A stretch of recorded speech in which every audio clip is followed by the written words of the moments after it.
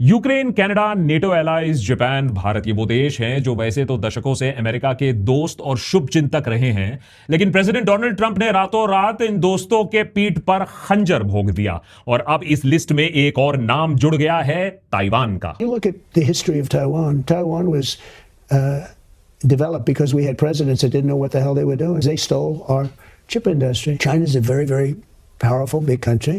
That's a very small island. दशकों से Taiwan America के भरोसे अपने आप को चाइना के कब्जे से बचाता आया है। अगर अमेरिका ना होता, उसका प्रोटेक्शन ना होती, तो वो कब का चाइना का हिस्सा बन चुका होता। लेकिन अब thanks to president Trump, Taiwan की हैसियत अमेरिका के दोस्त से घटकर ग्रेट पावर पॉलिटिक्स में अमेरिका के एक प्यादे जितनी रह गई है, जिसे अमेरिका जब चाहे जैसे चाहे कुर्बान कर सकता है। इसका सबसे बड़ा संकेत आया जब ट्रंप ने शी के साथ मीटिंग के तुरंत बाद ताइवान को जाने वाली $12 बिलियन से ज्यादा आर्म सेल्स पर रोक लगा दी। क्या ट्रंप चाइना से इतने प्रेशर में आ गए हैं कि अमेरिका की कमिटेड डील्स को भी कैंसिल किया जा रहा है? ट्रंप का कहना है नहीं नहीं, वो तो चाइना के सामने इस डील को एज ए निगोशिएटिंग चिप की तरह इस्तेमाल कर रहे हैं, क्योंकि डील करना तो उन्हें ही आता है और किसी को आता नहीं है। No, I'm holding that in abeyance, and it depends on China. It's a very good negotiating chip for us, frankly. It's a lot of weapons. It's $12 billion. It's a lot of weapons. दशकों से America की policy रही है कि Taiwan के साथ उसे जैसे संबंध रखने हैं वो रखेगा, कभी भी ये नहीं देखेगा कि उसके और ताइवान के रिलेशन की वजह से चाइना को कैसा महसूस हो रहा है, हर्ट फील कर रहा है या नहीं। चाइना अपने और ताइवान के संबंध कभी भी चाइना से डिस्कस तक नहीं करेगा। लेकिन ट्रंप की बातें सुनकर लग रहा है कि ना सिर्फ उन्होंने शी जिनपिंग के साथ यूएस ताइवान के डील को डिस्कस किया, बल्कि उनसे प्रॉपर परमिशन भी मांगने की कोशिश की कि वो ताइवान को वेपन बेच सकते हैं या नहीं, जिसकी परमिशन शायद शी जिनपिंग ने नहीं दी। The whole thing with the arms sales was in great detail, actually, and I'll be making decisions. But you know, I think the last thing we need right now is a war. यहां तक कि Taiwan की सुरक्षा जैसे basic मुद्दे पर भी Trump पीछे हटते दिख रहे हैं। अभी चाइना से लौटते वक्त उनसे साफ साफ पूछा गया कि अगर चाइना जबरदस्ती ताइवान को कब्जा करने की कोशिश करता है तो ट्रंप एडमिनिस्ट्रेशन ताइवान को बचाने की कोशिश करेगी या नहीं। सुनिए ट्रंप का जवाब। The US defend Taiwan if it came to it? I don't want to say. I'm not going to say that. There's only one person that knows that. You know who it is? Me. I'm the only person. अच्छा चलो मान लेते हैं कि America ने कभी भी Taiwan के बारे में अपनी स्ट्रैटेजी को पब्लिकली स्टेट नहीं किया है, लेकिन शायद ही किसी अमेरिकी राष्ट्रपति ने ताइवान को धमकी दी हो कि ज्यादा उछलो मत, आजादी आजादी मत चिल्लाओ। I'm not looking to have somebody say, let's go independent because the United States is backing us. That's a very small island. It's, you think of it, it's 59 miles away. 59 miles. We're 9,500 miles away. That's a little bit of a difficult problem. Trump के बदलते तेवरों को देखते हुए Taiwan को एक official statement release करना पड़ा कि भैया आप किससे इंडिपेंडेंस डिक्लेयर करने को मना कर रहे हो, हम तो पहले से ही इंडिपेंडेंट नेशन हैं, हमें अपने डील के लिए चाइना को बेचने की कोशिश मत करो। 要强调中华民国是主权独立的民主国家，北京无权对台湾有所。 तो आखिर ऐसा क्या हुआ बीजिंग में कि ट्रंप शी के सामने अमेरिका की दशकों पुरानी दोस्ती को एक बार्गेनिंग चिप की तरह इस्तेमाल करने लगे? ऐसी भी क्या मजबूरी थी अमेरिका के सामने कि उसने ताइवान के साथ आर्म्स डील होल्ड पर रख दिया? क्या है ये पूरा चाइना और ताइवान का मुद्दा, और आखिर क्यों ताइवान पर आज ट्रंप चाइना का साइड लेते दिख रहे हैं? और ताइवान को निगलने के बाद क्यों चाइना की नजर भारत के अरुणाचल से लेकर लेह तक पड़ सकती है? उस स्थिति में भारत देश क्या करेगा? यह सब कुछ जानना समझना बहुत जरूरी है, और यही कोशिश होगी आज के देशभक्त एपिसोड में। लेकिन एक बात तो तय है, रशिया यूक्रेन हो, इजराइल गाजा हो, यूएस ईरान हो, चाइना ताइवान हो, और उसके ऊपर एआई की मार हो, दुनिया इस वक्त जबरदस्त उथल पुथल से गुजर रहा है। इकोनॉमिक अनसर्टेनिटी के चलते कंपनीज भी कॉस्ट कटिंग में लगी हुई है, और सबसे बड़ा फियर ही है जॉब्स को लेकर। सिर्फ वही लोग सेफ हैं जिन्हें एआई का हथियार इस्तेमाल करना आता है, और एआई की दुनिया में इस वक्त ब्रह्मास्त्र है एंथ्रोपिक का क्लॉड। और टाइम चेंज हो चुका है, अब क्लॉड को तो सीखना पड़ेगा। अगर आप जॉब करते हो तो क्लॉड यूज करके लोग अपने मैनेजर्स को ऐसी आउटपुट दे रहे हैं जो पहले पूरी की पूरी टीम्स दिया करती थी। अगर आप फ्रीलांसर हो तो जो काम एक हफ्ते में होता था अब वो एक दिन में डिलीवर हो जाता है। Faster delivery, better quality, happier clients. और अगर आप फाउंडर हो तो क्लॉड आपके लिए एक मिनी टीम बना देता है। रिसर्च, रिपोर्ट, स्ट्रैटेजी, ऑटोमेशन, सब कुछ कम cost, faster execution, better margin. इसीलिए जरूरी है कि आप इस टेक्नोलॉजी को समझें before it is too late. इसमें आपकी मदद करता है आउटस्किल, जो आज के हमारे एपिसोड पार्टनर्स हैं। इस सैटरडे और संडे को एक complete Claude live training workshop हो रहा है। 2 दिन का लाइव वर्कशॉप है, सुबह 10 बजे से लेकर शाम के 7 बजे तक। 16 घंटे का ये वर्कशॉप है, टोटली हैंड्स ऑन। इसमें आप सीखोगे कि क्लॉड मिनटों में डीप रिसर्च आपके लिए कैसे करके देगा, बिना कोडिंग के आप टूल्स और डैशबोर्ड कैसे बना सकते हो, ऑटोमेटिक प्रेजेंटेशन और रिपोर्ट कैसे क्रिएट कर सकते हो, और क्लॉड को अपना परमानेंट इंटेलिजेंट असिस्टेंट कैसे आप बना सकते हो। यह ट्रेनिंग आज के लिए, अभी के लिए कंप्लीटली फ्री है फॉर देशभक्त सब्सक्राइबर्स। लिंक मैंने डिस्क्रिप्शन में देकर रखा है, लेकिन आपको जल्दी ज्वाइन करके फ्री स्लॉट अपने लिए लेना होगा, otherwise those free slots will get over. पिछले हफ्ते ट्रंप 2 दिनों के समिट के लिए चाइना गए और हमने इतिहास बनते देखा। ट्रंप अपने साथ अमेरिका के 12 टॉप बिलियनियर्स और सीईओज ले गए। उनको आशा यह थी कि बहुत बड़े बड़े लुक्रेटिव डील्स मिलेंगे। इस मीटिंग के दौरान ट्रंप और शी जिनपिंग के बीच में कई घंटों तक की बातचीत हुई। बातचीत के अंत में क्या निकला, इसके 2 वर्जन्स हैं, एक ट्रंप वाला वर्जन और दूसरा सत्य। ट्रंप की बयानबाजी सुनकर तो ऐसा लग रहा था कि समिट में मानो कि चाइना ने उनके सामने घुटने टेक दिए हों। This has been an incredible visit. A lot of good has come of it. We made some fantastic trade deals, great for both countries. Trump और व्हाइट हाउस की माने तो इस समिट के दौरान चाइना ने बोइंग के 750 जेट्स खरीदने की बात की, सोयाबीन खरीदने की कमिटमेंट्स दी, ईरान पर एक साथ काम करने की भी बात हुई, स्ट्रेट ऑफ हॉर्मुज खोलने पर भी रजामंदी बनी। ऐसे ऊंचे ऊंचे दावे करके ट्रंप एयरफोर्स 1 में बैठकर घर वापस निकल लिए और इधर चाइना ने एक एक करके ट्रंप के दावों से हवा निकालना शुरू कर दिया। सबसे पहले बोइंग जेट्स के मामले में चाइनीज फॉरेन मिनिस्टर ने कहा कि डील फाइनल नहीं हुआ है। ईरान और स्ट्रेट ऑफ हॉर्मुज के मामले में चाइना के रीडआउट में इस बारे में कोई बयानबाजी ही नहीं थी। उल्टा ट्रंप के जाने के बाद सूत्रों से यह खबर आ रही है कि चाइना ने असल में स्ट्रेट ऑफ हॉर्मुज पर ईरान की सॉवरेनिटी को मान्यता दी है। और दिलचस्प बात यह है कि अमेरिका के अप्रूवल के बावजूद अब चाइना एनवीडिया के एडवांस्ड H200 AI चिप्स नहीं खरीद रहा है। लग रहा है कि वो किसी भी रूप में अमेरिका पर निर्भर नहीं होना चाहता है। तो नेट नेट आप यह मान के चलिए कि ट्रंप के लाख तारीफें बांधने के बावजूद शी जिनपिंग उनसे ज्यादा इंप्रेस नहीं होते हैं। इसकी वजह क्या है, हमने पिछले एपिसोड में आपको डिटेल में बता दिया था कि पत्ते चाइना के पास क्यों हैं। और चाइना से डील तो छोड़ो, लगता है ट्रंप ताइवान के मामले में भी ताइवान की कुर्बानी चढ़ाने के लिए अब तैयार हो चुके हैं, जिससे उन्हें कुछ डील मिल जाए। ट्रंप के मुताबिक इस समिट में ताइवान सेंटर स्टेज पे रहा। मीडिया रिपोर्ट्स की माने तो शी जिनपिंग ने ट्रंप को पहले ही ताइवान के मामले पर एक सटल धमकी दे दी थी। उन्होंने कहा, and I quote, the Taiwan issue is most critical issue in China US relations. If mishandled the 2 nations could collide और इवन कम इनटू कॉन्फ्लिक्ट। अगर आप चाइनीज डिप्लोमेसी देखें तो यह धमकी से कम नहीं है। इसके बाद अगले 2 दिनों तक ट्रंप ने ताइवान के बारे में कोई बयानबाजी नहीं की, चुपचाप समिट के बाकी एस्पेक्ट्स पर ध्यान दिया। सीधा वापसी के रास्ते पर उन्होंने दुनिया को बताया कि कैसे उन्होंने ताइवान को ही बेच डाला है। 12 बिलियन से ज्यादा के प्री एग्जिस्टिंग आर्म्स डील को रोक दिया, ताइवान को इंडिपेंडेंस डिक्लेयर करने से मना कर दिया। और जब रिपोर्टर्स ने पूछा कि सालों से चल रही कमिटमेंट्स के खिलाफ आप ऐसे क्यों जा रहे हैं, तो सुनिए ट्रंप का क्या कहना है। So what am I going to do? Say I don't want to talk to you about it because I have an agreement that was signed in 1982. No, we discussed arms sales to 1982 से Trump को क्या दिक्कत है? दरअसल 1982 में president Ronald Reagan ने Taiwan को 6 बड़े अश्योरेंसेस दिए थे अमेरिका की तरफ से। उनमें से एक था कि अमेरिका कभी भी चाइना के साथ ताइवान के साथ किए जाने वाले आर्म्स डील को डिस्कस नहीं करेगा, कंसल्ट नहीं करेगा। इस ट्रिप में ट्रंप ने 1982 के दिए गए अश्योरेंस की बत्ती बना दी। कहते हैं जो अपनी मदद नहीं करता है, भगवान भी उसकी मदद नहीं करता। इसीलिए अमेरिका का साथ छूटता देख ताइवान खुद ही अपनी मदद करने के लिए अब आ रहा है। ट्रंप के तेवर जो बदल रहे हैं, उसको देखकर ताइवान के प्रेसिडेंट ने एक ऑफिशियल स्टेटमेंट जारी किया, अमेरिका को उसके कमिटमेंट्स याद दिलाए। उन्होंने कहा कि Taiwan will absolutely not be sacrificed और traded. Long term US arm sales to Taiwan are not only a US security commitment to Taiwan but also the most important deterrent force. माने China के खिलाफ जो एक force है जिसने दशकों से अमेरिका ने जिसे मेंटेन किया है, क्या ट्रंप उसे अब क्षति पहुंचाने की कोशिश कर रहे हैं?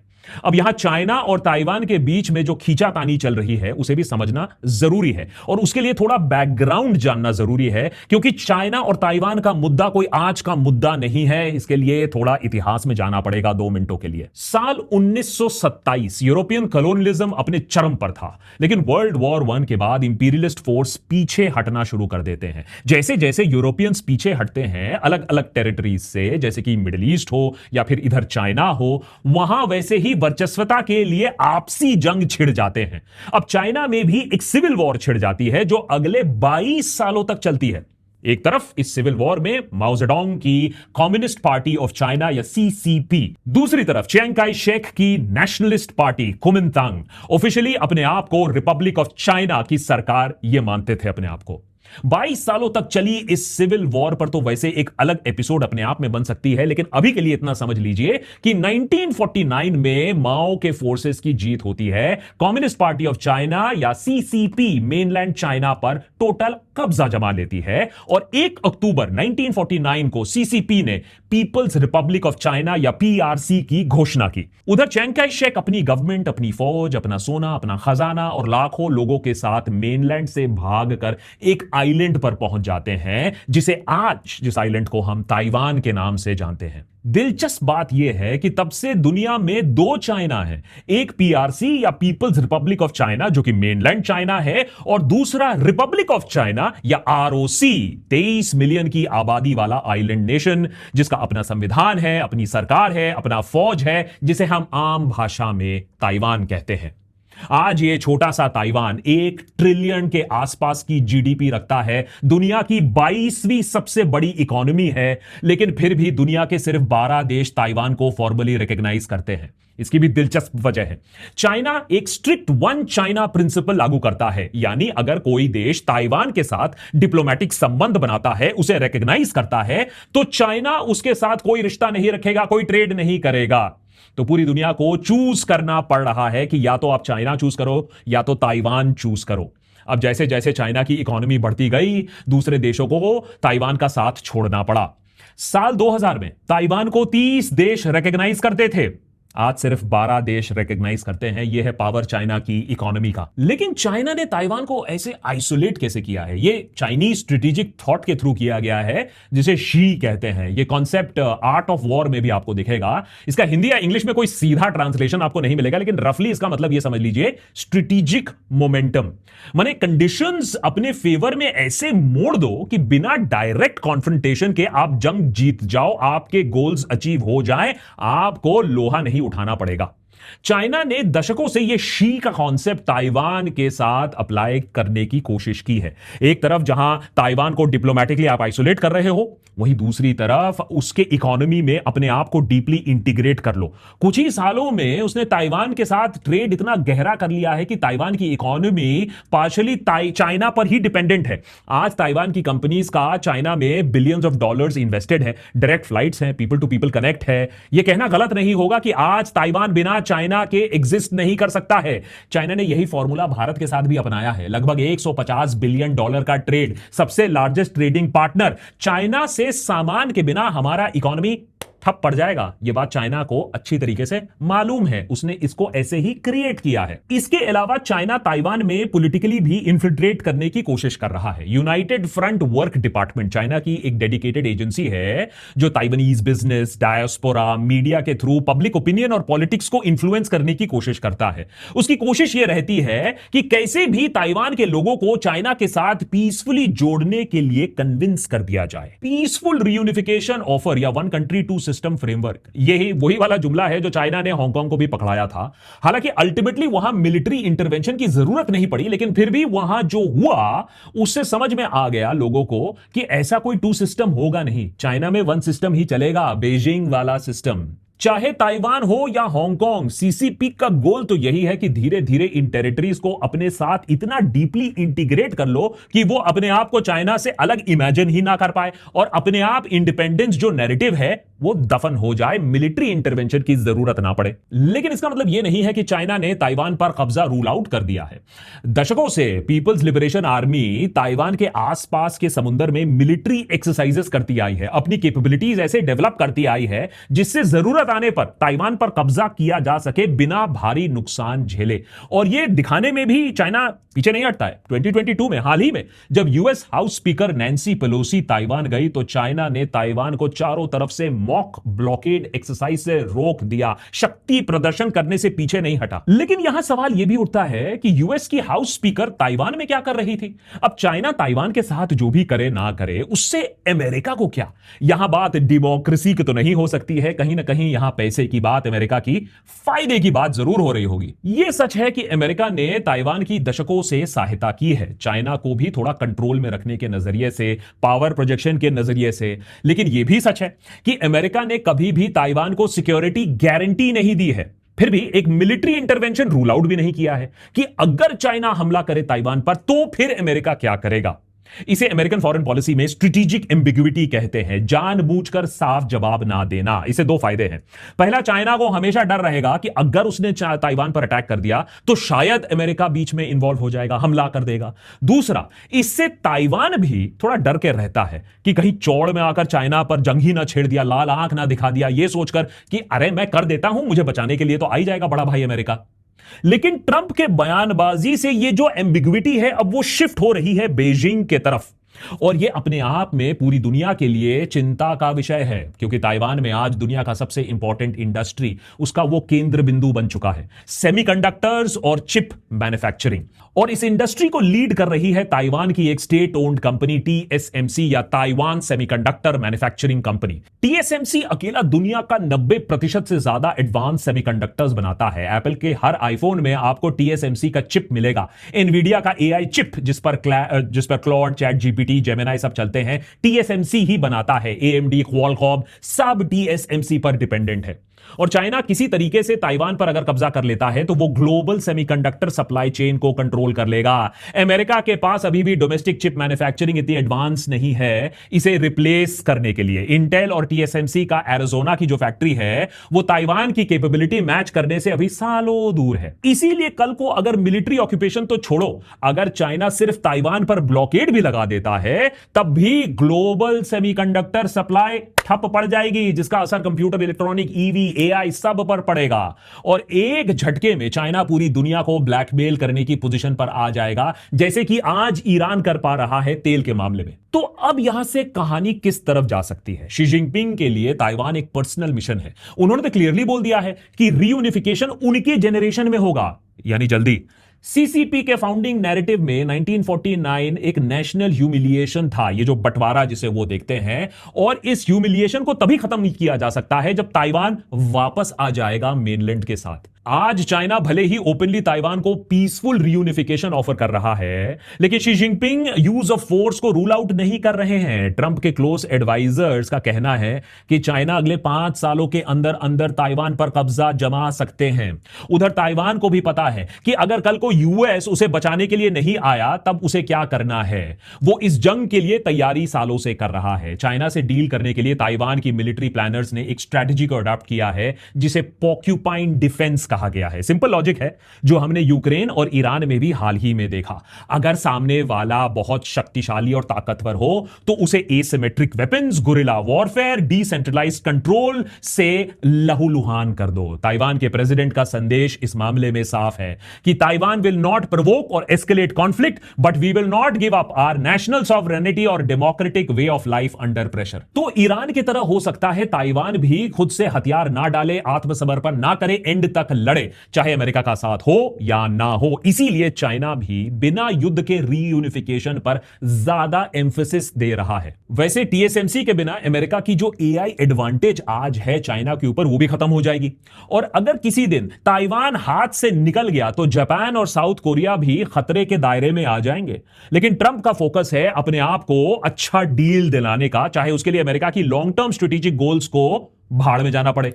इसीलिए आज ट्रंप के साथ उनके अपने एडवाइजर्स, उनके क्लोज सर्कल भी इस मामले में उनके साथ नहीं है। वैसे तो ट्रंप के साथ हां में हां मिलाते हैं, लेकिन एक तरफ जहां ट्रंप ताइवान को डिफेंड करने पर कमिटमेंट नहीं देना चाहते हैं, वहीं दूसरी तरफ secretary of state Marco Rubio से लेकर सेनेटर लिंडजी ग्रेहम सब कह रहे हैं कि भैया चाइना संभल कर रहो, इस गलतफहमी में मत रहना कि हम चुपचाप बैठे रहेंगे और तुम ताइवान को हड़प लोगे। We think it would be a terrible mistake to force that through force or anything of that nature. I want China to know, if you invade Taiwan, try to take Taiwan by force, here's what happens to your economy. The full weight and measure of sanctions and tariffs from the United States will kick in on day one. लेकिन Taiwan के 23 million लोगों के साथ साथ आज पूरी दुनिया को दिख रहा है कि अमेरिका किस दिशा में जा रहा है। एलाइज का साथ तो पहले ही छोड़ चुका है। शी और पुतिन के साथ हाथ मिलाकर हो सकता है डेमोक्रेसी का साथ भी जल्द छोड़ दे। तभी तो आज एक कम्युनिस्ट चाइना के साथ डील करने के चक्कर में डेमोक्रेटिक ताइवान को बलि चढ़ाने के लिए तैयार हो गया है ट्रंप। बस देखना यह है कि ट्रंप के बाद बारी किसकी आएगी। ताइवान मुद्दे पर भारत को भी नजर रखनी होगी, क्योंकि अगर ताइवान का कब्जा चाइना कर लेता है तो अगली बारी उसके बाद भारत की आएगी। और इस बात को चाइना ने छुपाया भी नहीं है। गालवान में घुसपैठ करना, बार बार अरुणाचल प्रदेश को अपना कहना, ऑपरेशन सिंदूर के समय खुलेआम पाकिस्तान की मदद करना, लाइव इनपुट्स देना, भारत के लाख कोशिशों के बावजूद बॉर्डर में इतने सारे एरिया है, डेमचौक तो एक ही है, इन बॉर्डर रीजन्स में जानबूझकर तनाव जारी रखना, हाल ही में भारत के शक्सकाम वैली को भी अपना बताकर वहां कंस्ट्रक्शन शुरू कर देना, यह साफ सिग्नल है कि ताइवान से निपटने के बाद चाइना अपना फुल फोकस भारत पर देगा। सवाल यह है कि क्या हम इसके बारे में सोच रहे हैं, तैयारी कर रहे हैं?